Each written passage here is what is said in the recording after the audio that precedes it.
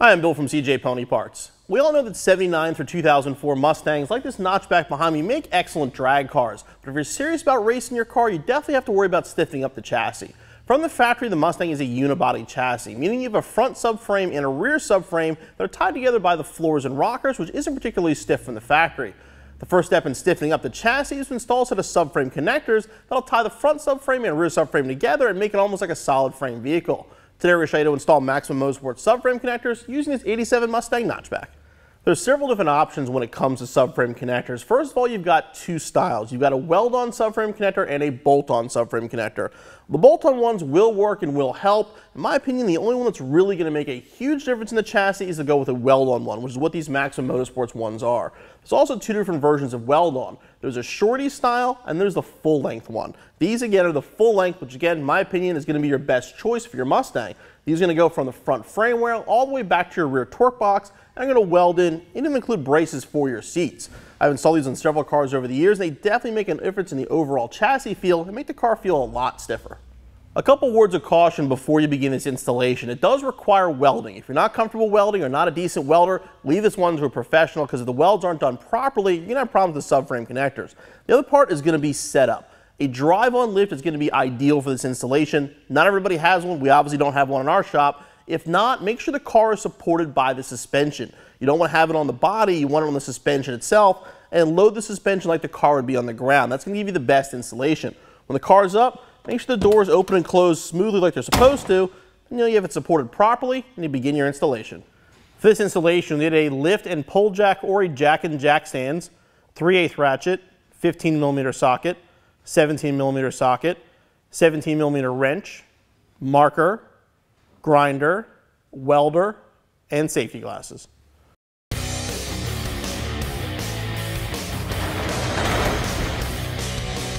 Once you get the car up in the air, before you begin the installation, you want to make sure you have room and clearance for everything for the subframe connector. It's going to go from the torque box here on the rear frame rail all the way to the front of this floor support to the front frame rail. So make sure there's nothing in the way. In the case of our car, it does have a fuel system on it. We're able to move the fuel lines so they can go underneath the subframe connector, will be okay for clearance. The other thing you want to check is this front floor support here. Make sure it's not overly damaged. A lot of cars get jacked up over the years on this. It can't get bent. As long as it's reasonably straight, you'll be able to weld it and install your subframe connectors.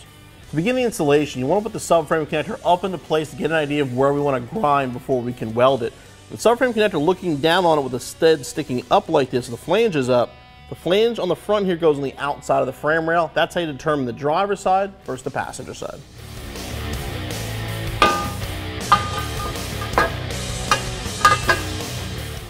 Now installing these, you want to make sure you test fit both sides before you cut, weld, or anything to make sure they're going to work. Once you have it fitted, what I'm going to mark off the areas here, remind myself where I'm going to grind so we can weld. Make some marks in the general areas so we remember.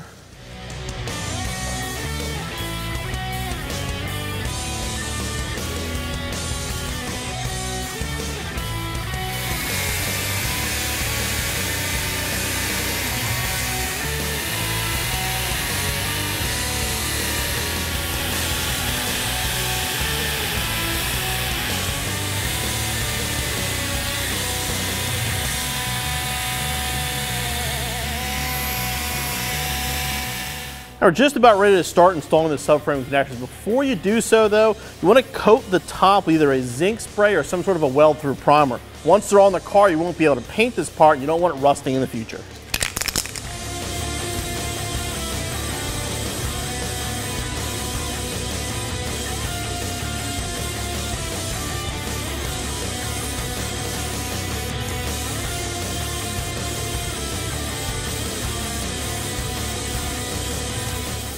Okay, with them painted and ground down, now we're going to put it back up into place.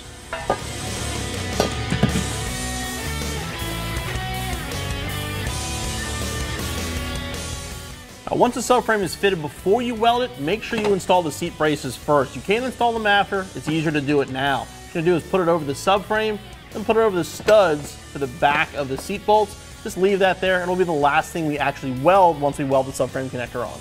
Now we're ready to start the welding process. You don't have to weld the entire thing. You want to focus on these tabs. Weld the edges of this, the edge of this tab here, and then also this front lip right here on both sides.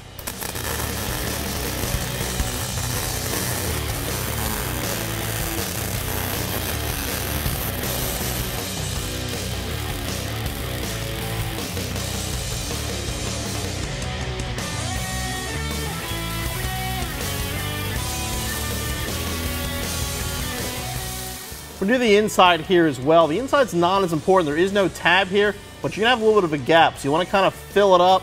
Just put some seams in here as well.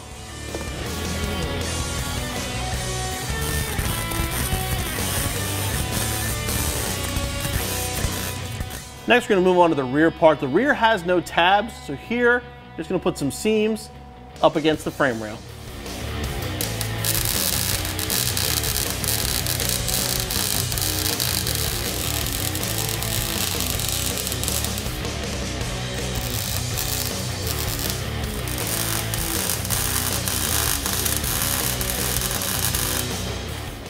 Now that we're done welding the subframe connector, we're ready to weld the seat brace. Before we do that, we're going to remove the factory hardware and replace it with the hardware provided by Maximum Motorsports.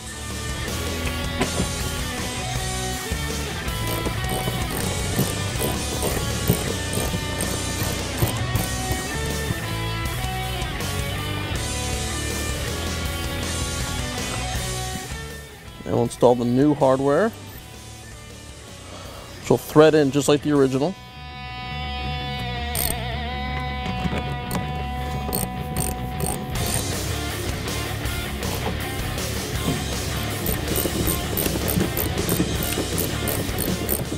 Now we're going to install the nuts underneath through the brace.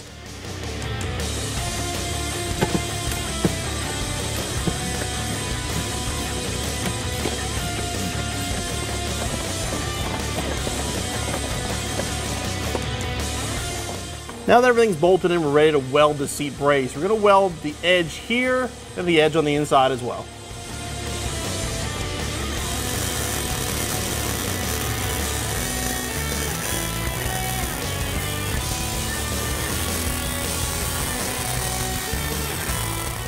The last step of the welding process is this little plate here. Where this is going to go, if you look at the subframe, it's like a little indentation right here.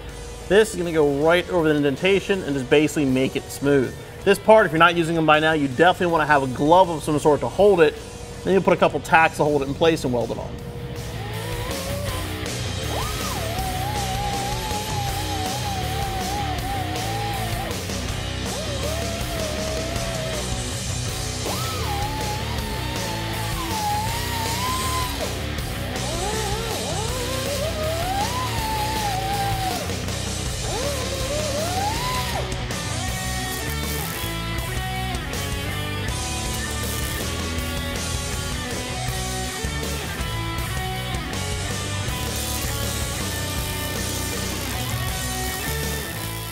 Once everything's welded in place, you're going to want to go back through and prime it and then paint it. The reason being is the subframe connectors themselves are bare steel. We also ground down the bare steel to weld, so we want to make sure the surfaces are primed and painted or they're going to rust.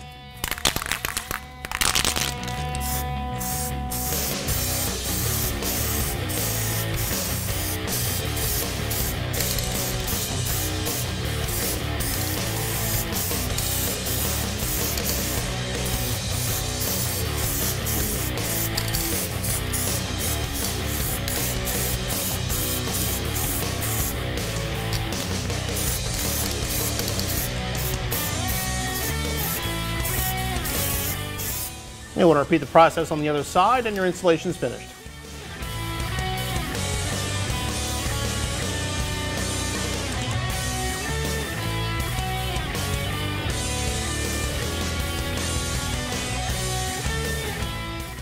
Even if your Mustang is just a daily driver, these Maximum Motorsports full-length subframe connectors are an excellent idea, and if you have a race car, they're going to be a must-have. You're going to stiffen up the chassis, make the suspension overall work a lot better. As far as the installation, figure between 3 to 5 hours depending on skill ability. Be back on the road in no time.